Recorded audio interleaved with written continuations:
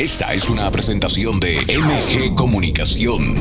Y pues vamos a enlazarnos con Roberto Mendoza hasta la Ciudad de México, que justamente nos ha ayudado a convocar en esta tarde a una de las personalidades que está hoy en el centro de todos los ojos en este país, la escritora Elena Chávez, la autora de este libro que ya lleva más de una semana circulando en todo el país y que se llama El Rey del Cash, y que ha pues retratado su experiencia dentro de todo el contexto de la cercanía que tuvo durante muchos años al grupo más íntimo, al primer círculo del hoy presidente de la República, Andrés Manuel López Obrador. Roberto, ¿cómo estás? Buenas tardes. Muy buenas tardes, Jesús, y buenas tardes a todos ahí en San Luis Potosí.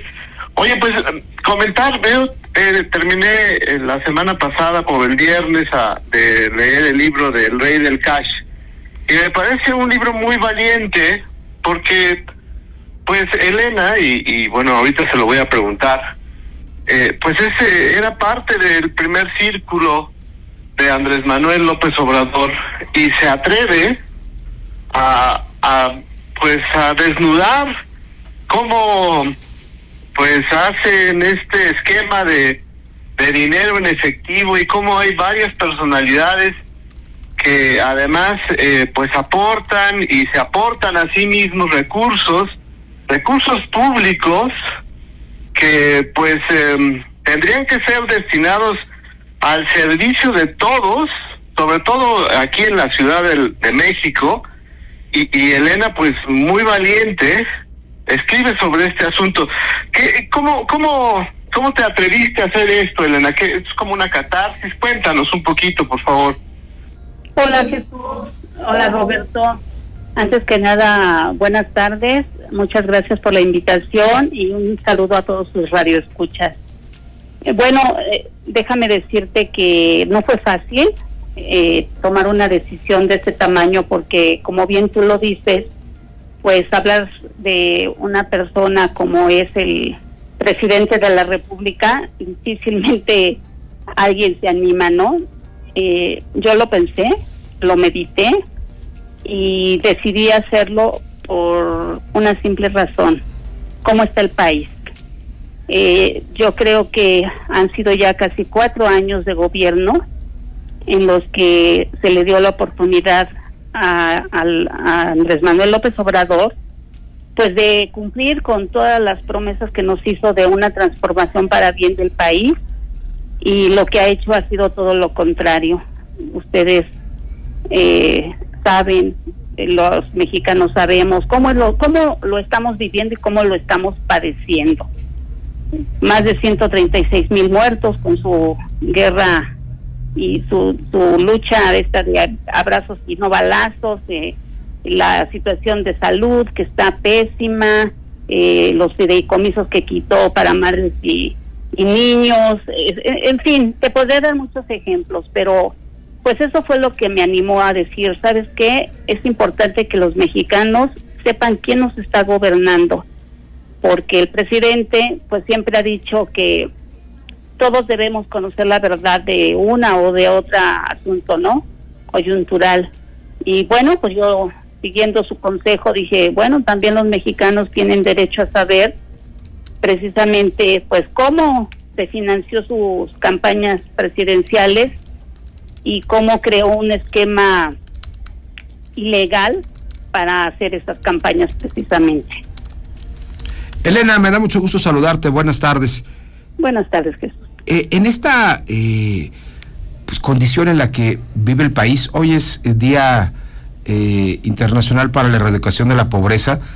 La narrativa del presidente López Obrador ha sido básicamente de 2 puntos: que ellos sí son honestos, que él es honesto, que él es una persona que no le roba al sistema, que no pertenece a lo que él llamó la mafia del poder, y la otra, que él sí está del lado de la gente, la mayoría de los mexicanos que viven en una condición de vulnerabilidad, el pueblo, su pueblo, el que siempre se apropia y el que finalmente lo fue acogiendo durante 18 años hasta llegar a la presidencia de la República, y cuya una buena parte está hoy pues degradado porque no le cumplieron. Pero en el tema específicamente de la honestidad, tu libro básicamente se basa en las revelaciones de cómo estuvieron él y varios de los principales colaboradores que aún mantiene cerca fondeando pues una vida alrededor de una campaña, de un proyecto político que terminó siendo de 18 años. Cuando tú empezaste a detectar esto, ¿lo denunciaste en algún momento?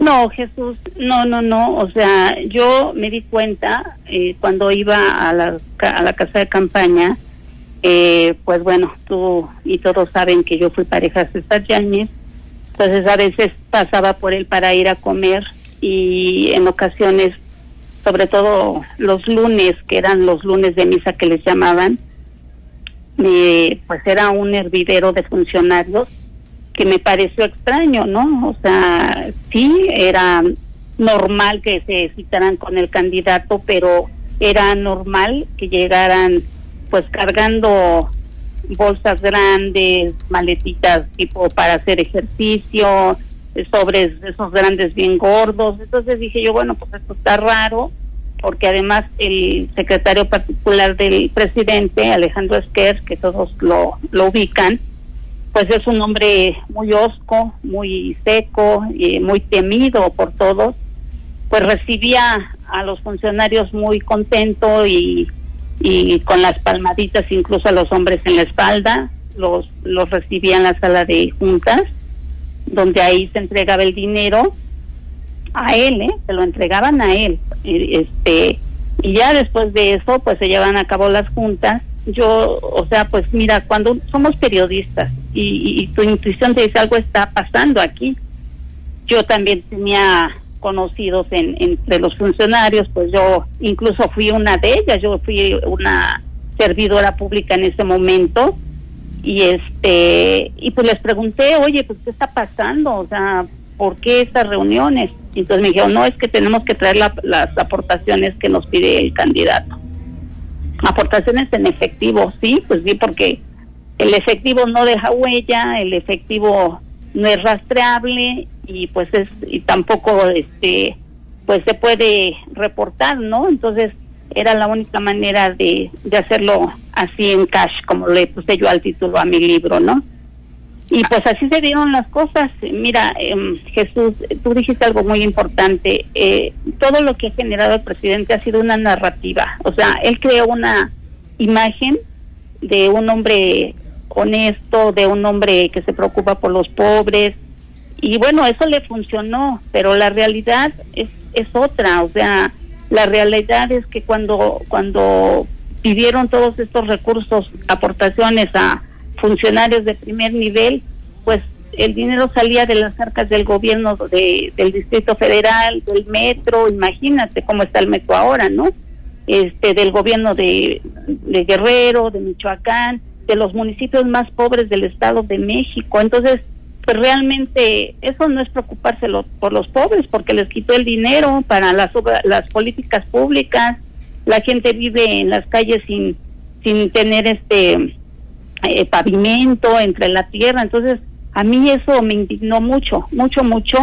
Y bueno, pues la verdad piensas, analizas las cosas, pero imagínate, era el candidato presidencial de la izquierda, el más amado además, porque venía de un desafuero y tú sabes que eso le dio mucha fuerza. Entonces, ¿quién me iba a creer a mí, Jesús? Entonces yo dije, todo en su momento va a pasar, porque la verdad no se puede ocultar. Y pasaron estos años, muchos, o sea, yo ya tengo 7 años que me separé de ellos y siento que es el momento. Sentí que ahora era el momento por la forma en que está el país, por la manera en que ha gobernado y administrado este país. Y fue así como yo me animé a escribir este libro que hoy les estoy presentando, que además, bien lo dijiste, es un testimonio mío, es un testimonio personal que tiene validez aquí legal también. Entonces, pues yo les digo a tus radioescuchas que si les interesa, porque además todos tenemos libre albedrío, pues lean el libro, lo lean con reflexión, porque los libros se leen así, reflexivos. Y entonces, pues que hagan su propio juicio, Jesús. O sea, porque me han condenado, me han enjuiciado, no sabes por todos lados cómo me traen, ¿no? Sí, es un libro polémico, sí, pero no se toman la molestia de leer. Entonces yo creo que hay que hacerlo para que vean verdaderamente quién nos está gobernando, Jesús. Sí, Elena, a mí lo que me sorprende es que pues Andrés Manuel López Obrador es una figura que viene de la derrota, es decir, pierde en 2006 cuando pues era muy probable, casi seguro que ganaba, y se recompone. Viene en la derrota del 2012 y se recompone. ¿Cómo ves? O sea, ¿cómo explicas tú que exista estas personas, o cómo ves tú, Andrés Manuel, que aún derrotado sigue la gente pensando que él de verdad puede ganar en una tercera vez? Incluso César te lo dice, ¿no? La tercera es la vencida. Sí. O sea, a mí me parece increíble. O sea, bueno, ni los entrenadores de la selección mexicana les dan tanto chance. Es que, Roberto, mira, no le podemos quitar méritos al presidente, es un hombre astuto. Entonces, a él le funcionó muy bien ser víctima del desafuero. Eso le dio todo el poder que tiene para poder haber hecho tantas campañas.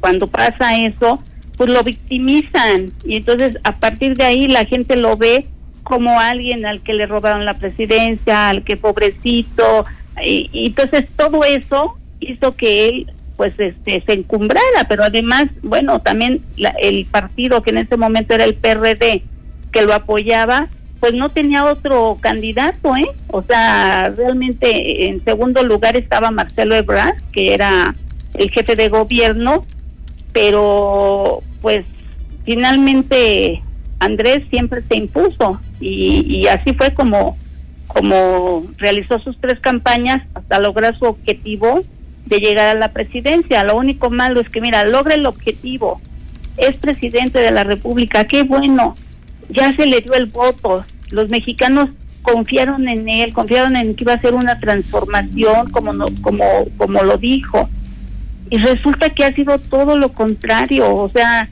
él pudo haber sido un muy buen presidente si hubiera cumplido con sus promesas, si no se hubiera desviado, si no se hubiera enamorado del poder como se enamoró, si no pues hubiera probado las mieles del neoliberalismo, como llama él, ¿no? Porque pues mira, humilde y sencillo y lo que tú quieras y austero, pero vive en el inmueble más ostentoso de este país, que es el Palacio Nacional. O sea, ¿no es eso una incongruencia?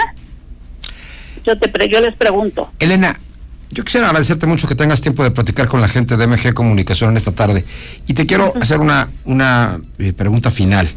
Sí. ¿Estás amenazada ya directamente?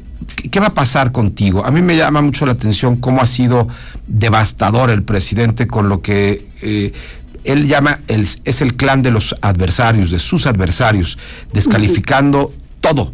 Un tipo que no acepta críticas, aún gente pues que ha mantenido una posición en el ámbito de la cultura y de la historia reciente de este país, como la propia Elena Poniatowska hace unos días, le criticó su falta de aceptación justamente de juicios equilibrantes. Es un tipo que se ha vuelto sordo ante cualquier otra manifestación que no sea la de su feligresía. ¿Qué está pasando contigo? ¿Te están amenazando? ¿Te están queriendo intimidar? ¿Te están queriendo extorsionar? ¿Cómo te sientes y cómo estás? Mira, lo único que ha pasado conmigo es lo que ha hecho yo, gracias a una estrategia que llevé a cabo, y que bueno, realmente te das cuenta que somos un gremio unido, a pesar de que ha dividido a todos. Creo que el gremio periodístico no está así. Entonces, pues yo hablé con muchos periodistas y me arroparon. Entonces, cuando visibilizas a una persona, pues difícilmente te pueden hacer algo, porque está ahí la tienen, ¿no? Y eso es lo que me ha ayudado a que hasta ahorita no me han hecho nada. Hace unos días, la semana pasada, cerca de tu casa había un tipo extraño escondido atrás de una camioneta. Un vecino lo alcanzó a ver, lo observó, me mandó videos, y así pudimos detectar que la camioneta que traía, las placas estaban sobrepuestas, no existían, ¿no? Entonces he tomado algunas medidas, por ejemplo, cambiar horarios, otras salidas. Cuando voy a entrevistas, pues vienen por mí. Y tengo que confesarte, Jesús y Roberto, que obviamente sí tengo miedo, porque pues soy un ser humano, ¿no? Y pues estoy hablando del poder del presidente de la República. Yo espero que él honre su palabra de que hay libertad de prensa y de que no me va a pasar nada, pero bueno, me aventó a la plaza pública. Para él la plaza pública es la purificación. Entonces él dice, yo tengo un escudo protector que es el pueblo, y cuando él dice eso, es pueblo, vayan por él o vayan por ella. Y bueno, ya vinieron por mí. Entonces pues sí he sido la mujer más atacada de las últimas décadas, me dicen las feministas, no sabes, o sea, se han metido conmigo en mi condición de mujer, o sea, no sabes cómo me han insultado hasta el momento. No ha pasado de ahí y esperemos que no pase de ahí, Jesús.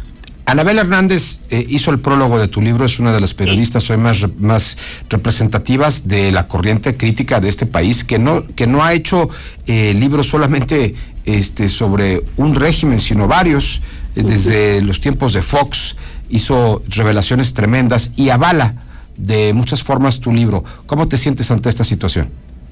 Pues mira, Anabel y yo nos conocimos hace muchos años en el medio, fuimos y somos muy amigas. Yo le conté mi testimonio, nos dejamos de ver porque ella se fue, tú lo sabes. Sí.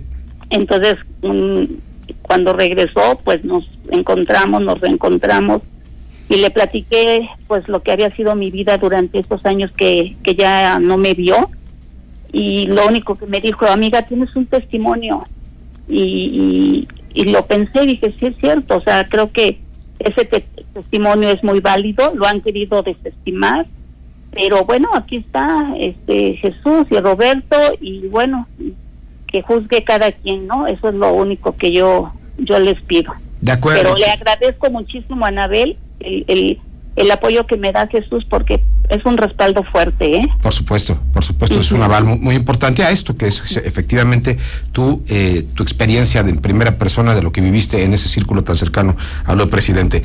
Elena, pues mucha suerte y mucho valor, te lo reconocemos. Querido Robert, te mandamos un abrazo. Muchas gracias, Jesús, muchas gracias, Elena, por tus palabras.